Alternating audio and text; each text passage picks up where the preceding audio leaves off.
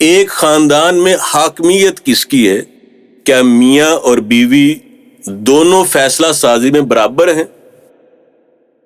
اگرچہ بہت سارے حقوق اور فرائض میں میاں بیوی آپس میں برابر ہیں، لیکن بہرحال یہ بات سمجھ لیجئے کہ خاندان پر حاکمیت اللہ تبارک و تعالی نے ہی بنائی ہے۔ ازدواجی زندگی میں ایک خاندان کے جتنے بھی معاملات ہوتے ہیں ان میں مرد عورتوں پر حاکم ہیں۔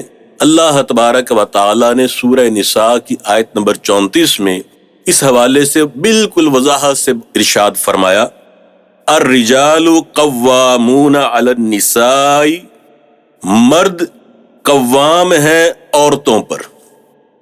قوام کا ترجمہ افسر کر لیجئے، نگہبان کر لیجئے، ان کے خیر خواہ کر لیجئے۔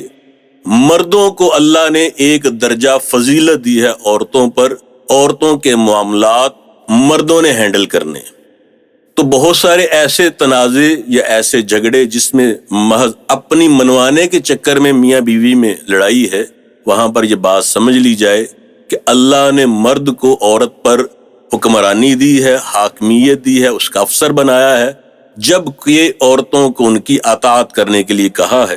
اسی آیت کریمہ میں اللہ تبارک و تعالی نے آگے فرمایا، بما فضل اللہ بعضهم علی بعض، جو فضل اللہ نے ایک پر دوسرے پر کیا، یعنی اللہ نے مردوں کو جسمانی طور پر، جنسی طور پر عورتوں پر فوقیت دی ہے۔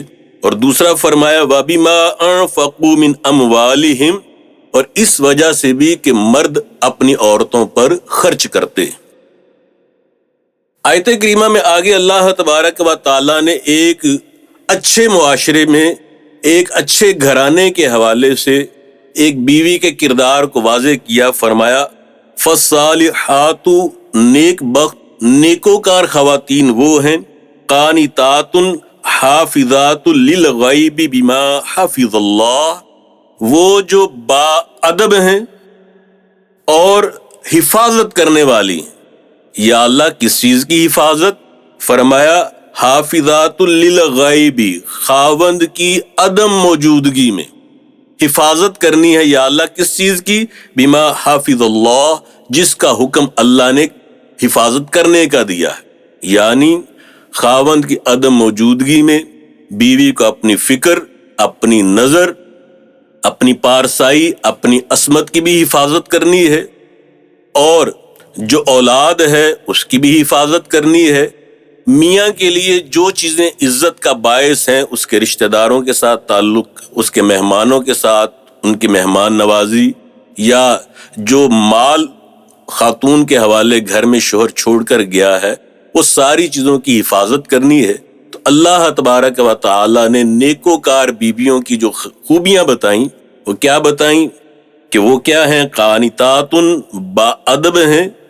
دوسرا حافظات للغیب بما حفظ اللہ، اپنے خاوند کی عدم موجودگی میں ان چیزوں کی حفاظت کرنے والے جن کی حفاظت کا حکم اللہ نے دیا ہے۔